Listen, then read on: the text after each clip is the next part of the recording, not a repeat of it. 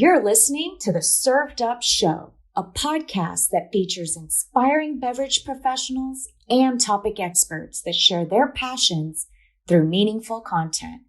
Your hostesses, Bridget Albert, is best known as the Market Fresh Mixologist, an industry mentor with over 25 years of experience. And I'm Julie Milroy, best known for my passion for leading change and helping others grow in their careers. Grab a cocktail and sit back. Let's learn how we can make a positive impact in our industry.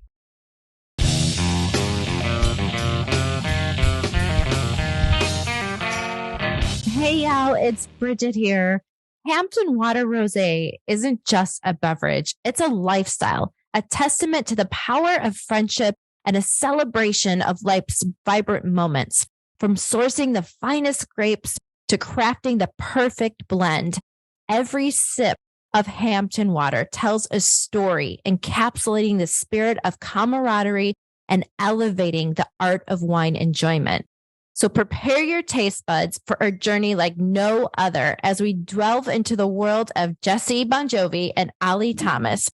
Together, they're not just changing the way we drink rosé, they're creating a legacy, one glass at a time. So sit back, relax, grab yourself a glass of Hampton Water, and enjoy the show. Jesse and Ali, welcome to Served Up. I'm really excited to have you on the show today. We are happy to be here. Amazing. Let's start off with Ali. Ali, can you tell me what brought you into the beverage industry?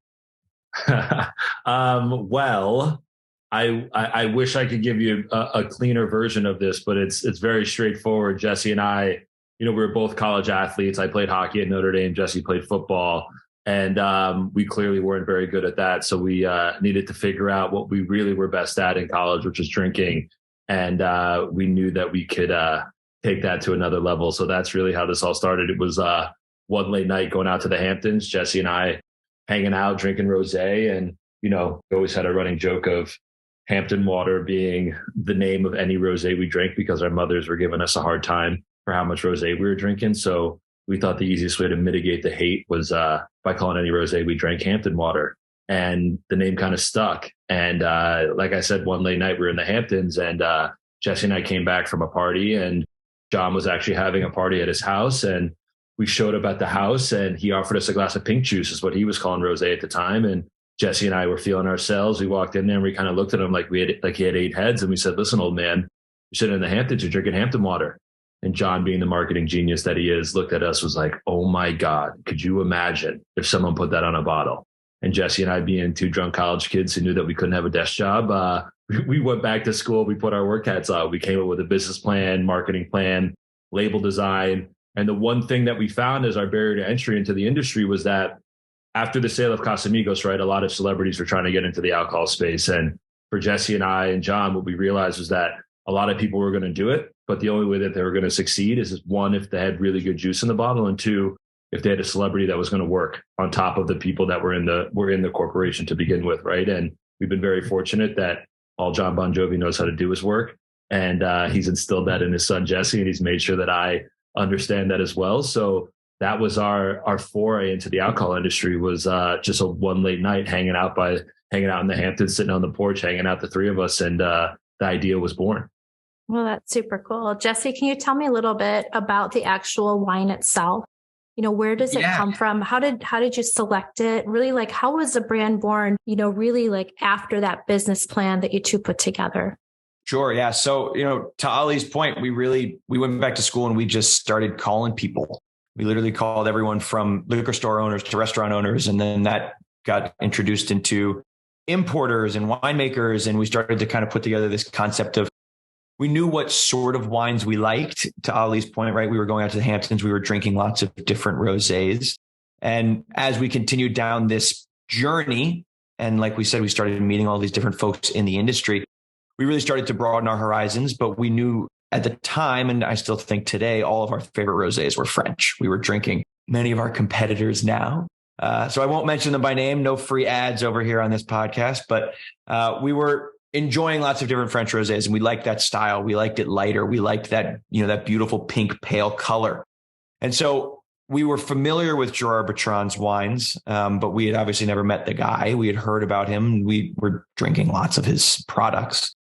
And when we had the opportunity to meet him, initially it was just supposed to be hey, learn a little bit more about the wine business. This guy's running a great rosé business.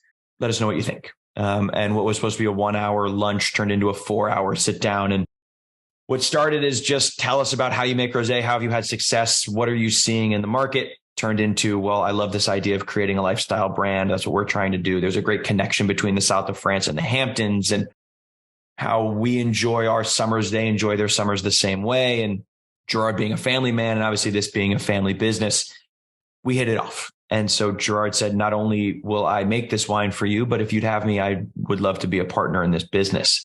And so for continuity and credibility, we brought Gerard in as a major minority partner in the business. And we were off to the races from there. So it's all grown, bottled, produced in the Languedoc region of France. It's a Grenache blend, Syrah and so on Mourvedre. So a very traditional sort of south of France blend, but we add that fourth grape varietal. And then another big difference that I really think sets us apart. And again, to Ali's point of, we really went and worked it.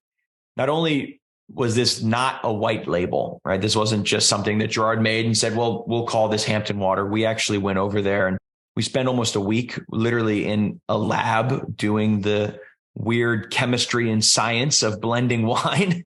And Gerard really led us through it. But at the end of the day, we were incredibly hands-on with creating this blend. And what I really think sets us apart as well is, from a blending perspective, 20% of the wine is aged 30 to 60 days in new French oak. So what you'll notice as you drink the wine is that it's obviously fruity. It's very floral. But not necessarily sweet like some folks think of when they think of rosé. It's much more dry.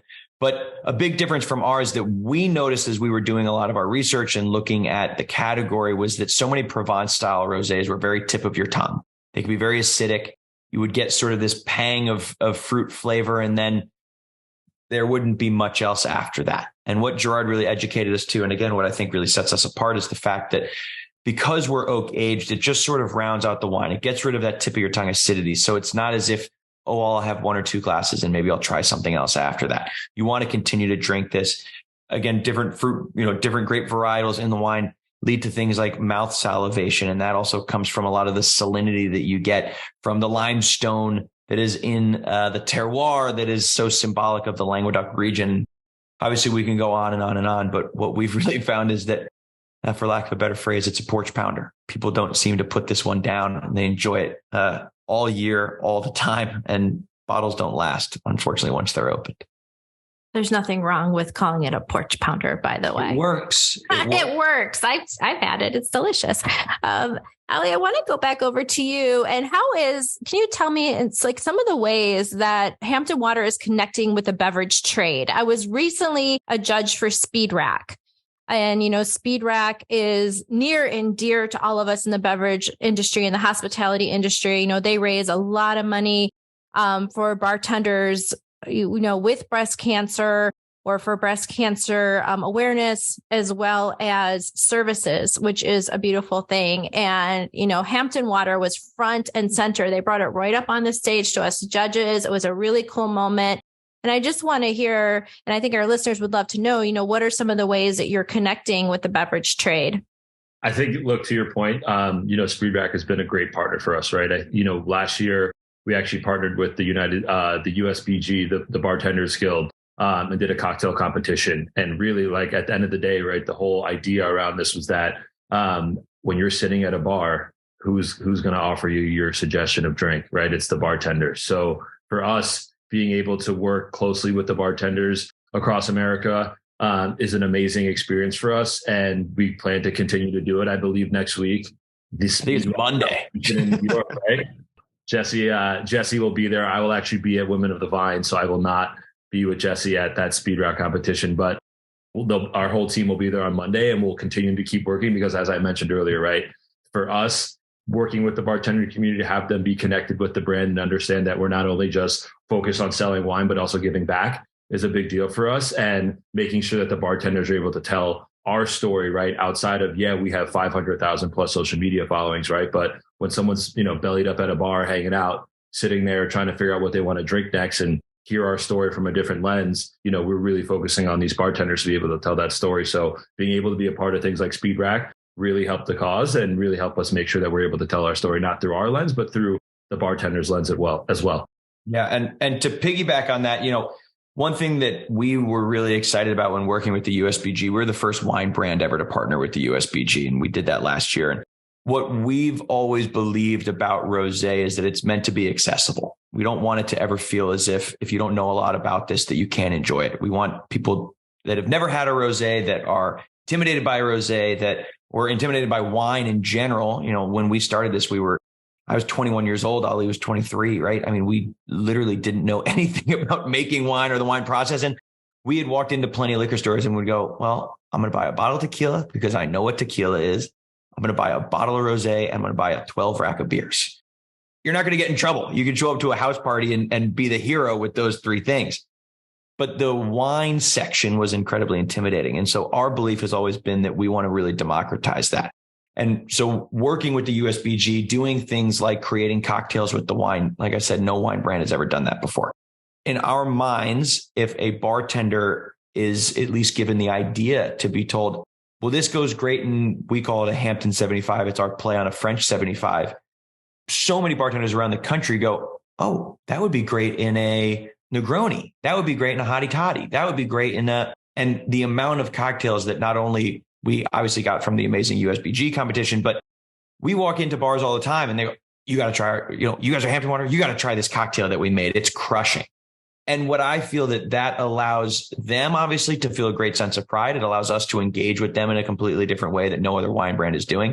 But also for the person that maybe wants a lower ABV cocktail, bartender's now excited to tell them about it. For the person that doesn't maybe know a lot about French wine or wine in general, they go, well, this one sounds good. Let's give it a try. And then they try it and it's great. And then that can be their introduction into wine. And so that's always been our belief as well. Again, from engaging the trade, to Ali's point, if we can be your favorite bartender's favorite wine, then we've got a great leg up. But if there are multiple different ways that a consumer can engage with the brand as well, that a bartender is excited to tell you about, we think that gives us a great leg up too. I think it's super cool that you are very open as a wine company to let bartenders play with the wine in that format. As a member of the USBG, I've been a member just a really long time, guys. Okay. And that you're right. Never seen that before. And it's typically not encouraged by wine companies to engage with the bartenders to be creative, right, with their brands. And when they do that, like with you're doing, we said French 75, my ears totally perked up. Like, that sounds delicious, right? And it's an easy cocktail to make. Very easy. And, makes sense. And even for things like a Rosarita, right? Like, that is one that has caught fire. That is so simple and people love it. It looks just so sexy in a glass because all of a sudden, instead of having your typical margarita color, it's all of a sudden has a hint of pink in it, right? And it's very whole different vibe that brings a whole different atmosphere to the bar. So all great things that we're able to do by engaging the bartender community. Yeah, for sure. And that all starts with the quality, right? Totally. With what's in the bottle, because if the quality is not there, the bartender is not going to want to. And again, I think that it speaks to an attitude as well, like you said, right? And there's nothing wrong with it. We're incredibly proud of the delicious wine that we've created. But who am I to tell a bartender how they should pour a drink? If you want to make a cocktail with it, go ahead. If you want to enjoy a cocktail with it, go ahead. I don't care. Some people would always ask us in the beginning, they go, well, do you put ice in your rosé? I don't care what you do with the rosé. It's you bought it. We made it to you. We made it for you with love. And now it's up to you on how you want to enjoy it. And that's always been our attitude from the very beginning. Yeah. Ali, tell me, is there any tricks to pairing Hampton water with some food? We're very fortunate when it comes to our wine. Obviously, right, traditionally you think of seafood pairings when you're coming to rosé, but I think that the unique thing about us, and that comes in with that adding of the Sin So grape, is that this wine also really stands up to spicy food, which is amazing, right? So, I remember, what was it, 3 years ago, Jesse, when we were in Vegas, we did a Chinese New Year. I think it was almost 5 years ago now. It was 2018. There you go. We've been doing this a long time. Yeah, we did a Chinese New Year dinner that was featured with Hampton water. And we were pairing, Kung Pao chicken with Hampton water, and people were loving it, right? So that's something that we're super proud of, is that the wine is very unique in the sense of we're not just kept in one box, and it kind of ties back to us, right? Going back to what we're doing with the cocktails, right? It's just, we're not looking to be a brand that is in a singular SKU, just looking straight down one little, with your heads down the barrel, not realizing that there's so much more you can do with the wine. And really what we're proud of is the fact that this wine does pair with barbecue. It does pair with oysters. It does pair with Chinese food. So we're very fortunate, as I said, and very proud of the fact that the wine is able to stand up to a majority of the foods that you're able to consume. Something that I always say is when people ask me, what's your favorite drink? I say, whatever I'm drinking with my friend is my favorite, right? Yep. And so I'm just listening to the both of you really go back and forth. I can tell that there's a deep kinship there, definitely a great brotherhood, great friendship. Correct. Jesse, can you talk more about that? What was it like meeting Ali? Tell me more about those days. Yeah. So, our moms actually introduced us, funny enough. Like any good Catholic school boys, our mothers walked us up to each other. So funny enough, Ali and I both grew up in New York. I moved to New York City when I was 12, and Ali grew up here. And we actually went to rival high schools. But because of how junior hockey works, Ali is 2 years older than me, and we never met each other, but we were the same year in college. And so literally I was wearing my Poly Prep Blue Devils football t-shirt, and Ali had his Fieldston Eagles hockey t-shirt on. And we were the only two New Yorkers in South Bend, Indiana on athlete orientation day. And so literally our moms were like, look, honey, that boy's from New York. Like, maybe you'll have some friends together. And we were like, hi, what's up, man? Like, yeah, I'm from New York. Yeah, I'm from New York. And we were in calculus class together that summer. And I, knowing some hockey players, knew that hockey players were my kind of people. And so sat next to all these guys in the back of calculus class and said, all right, boys, it's Wednesday. What are we doing? We got 48 hours, first Friday of college. Let's go get in some trouble. And I'll say we became quick friends after that. We had a very similar agenda for that summer. And then we lived together our junior year and came up with this going into our senior year, and then worked on it all through our senior year. And I graduated early. I graduated January of 2017. Ali graduated that spring. And by the time that summer was over, I'd quit my job to work on Hampton Water full time. And then by that December, Ali broke the shackles of commercial real estate in Manhattan and said, we're starting a wine business. And we lived together until Ali got very selfish and met a very beautiful young woman and decided that he wanted to become a real boy. And then I did the same, and I got engaged, and Ali's gotten married. And now, unfortunately, we live on opposite sides of town. But for a long time, we literally were roommates and business partners, and people would kind of look at us and be like, partners? And we'd be like, yeah, business partners for sure. But yeah, it's been you talk about brothers. We fight like brothers. We hug like brothers. We do it all because we have spent so much time together. We've shared bedrooms. We've literally done it all. So yeah, we've spent a lot of time together. We used to joke and say that we were a married couple because we spent more time than most married couples do together. That's for sure. Jesse, he gave a speech at my wedding, and he handed me divorce papers so that I could find. That was my wedding gift to the oh my God, about to be formed Thomas family. Oh, it's funny. Oh my gosh. It definitely comes across, I wish that we did a video for this, because it comes across like, even though we're not in the same room, that you two really share something, a really wonderful, deep friendship. It's very cool. Very cool. What can you say about Hampton Water? What's next for the brand? I mean, look, right. We're always in the belief of mind that we want to be a master of one before we're a master of none. Right. So for us right now, we see a lot of runway with this brand, and we feel that, we don't want to take our eyes off the ball on this thing. We've done a very good job in 6 short years of being an overnight success, if you will. But there's still a lot more work to do in these battleground states that we're working hard on. Right.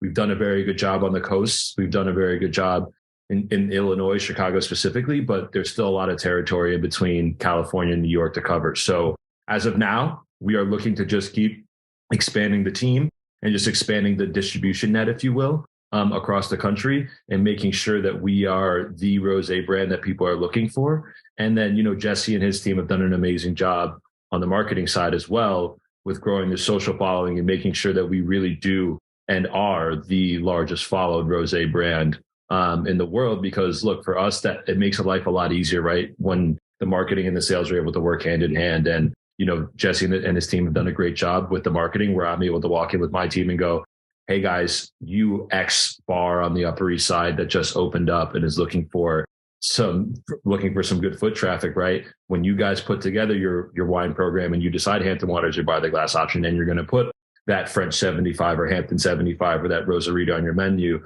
you're going to put that up on your social media. You're going to tag us. We're going to repost you. And we're able to drive traffic to you. So, for us, that's something that we're really focused on, and making sure that both sides of the business are working hand in hand together. So like I said, make sure that we're really covering as much net as possible and making sure that Hampton Water becomes that call brand to anybody who's walking up to a bar or any buyer across the country that's looking for a rosé brand and looking for us. Great. Jesse, I would love to know from you, because a lot of our listeners, are aspiring to either start their own brand, interested even to entering our crazy industry. Can you tell me, what were maybe one or two things that you wish someone would have told you before you entered the beverage industry? Oh man, that's a good question. Sleep more, exercise, drink lots of water. A lot of fun. Yeah, this business is a lot of fun. And we learned the hard way that when you get into this business and suddenly every doorman at every bar, and you're 20 something years old, you're living in New York City, and you get to go to really great restaurants and eat delicious meals, and people are excited to meet you, and they want to show you their drinks, and they want to show you their wine, and they want you to meet their favorite bartender, and they want to take you to their new restaurant. And all of a sudden you're eating 6 or 7 meals a day. The lifestyle catch up to you. So I wish going into it that someone would have told us, Ali and I, again, we were college athletes. And so we are not afraid of eating our weight in good food. And we certainly both have the ability to work out at a very high level, but we were like, we're fine. It's all good. We're walking around. And by Christmas of the first year, our mothers were like, boys, we love you very much. It's time to exercise. We said, okie dokie. So I would say going into it, get rest when you can. You go out many days a week in this business. And so sometimes Saturday off is a good idea. Yeah, I would say, once you enter this business, guys, you either love it or you don't. There's just no gray area, because it is so aggressive, right? And it can be super fun, but you have to take care of yourself. You absolutely do. And find that space, for yourself. Ali, how are you taking care of yourself these days? I drink a lot of water. My wife taught me Drinking water helps too. It's an easy one to forget, but it's a good one. It's a very easy one to forget, but the water is a big deal. And then, it's funny. I started playing hockey again, which is like a big deal. So twice a week. That's how I get my sweat in. And then, listen, it's not as healthy as it sounds, because afterwards I hang with the boys and bring them out to a bar that's pouring Hampton water, and we sit there for far too long, and my wife gets upset with me as to why I'm not home. But, at least I feel like I've earned it at that point. After a nice, hour and a half skate, to feel like I burned off a little calories so I can have a little rosé afterwards. Yeah, that's great. Jesse, where can folks find Hampton Water? Anywhere that adult beverages are sold. But if you check us out on our website at hamptonwaterwine.com, check us out anywhere that social media is watched, just at Hampton Water. You can watch me regularly embarrass myself on TikTok if you're into that kind of thing. But yeah, I mean, really, you can find us everywhere. We are distributed in all 50 states. We are in 50 countries outside of the U.S. I don't know if the listenership is grown. They are. Yes, we have 20 countries that are listening to you today. So yeah. Well, yeah, check us out. Just check us out on our website. You can type in your address. You can find us just about anywhere. And if you can't find us, shoot us an email. I will. I read them. We see them, and we send people to where you are. And truthfully, honestly, if you are anywhere in the United States and you go on our website, I'm going to walk people through this right now, because if you've got people listening that are interested in alcohol, They should know how to do this and help us sell more wine. If you go to our website and you click on the wine section of the drop-down menu, you can scroll down and it will show you all of our distributor partners all over these great United States. And so if you can't find Hampton Water near you, walk in, print out a sell sheet, and help the boys help you. We will be more than happy to get you our delicious rosé to wherever you are listening. That's great. So I hope all my listeners wrote that down. And I want to just take a minute just to thank you both, Ali and Jesse, for being on Served Up today. I want to wish you all just a lot of great health and just a whole lot of peace. Thanks for being on the show. Thank you so much. We appreciate it. Thanks for listening. Served Up is brought to you by Southern Glazers Wine and Spirits. Produced by Zunu.online. Music by We Killed the Lion can be found on Spotify. Make sure to subscribe to be notified of future Served Up episodes. Cheers!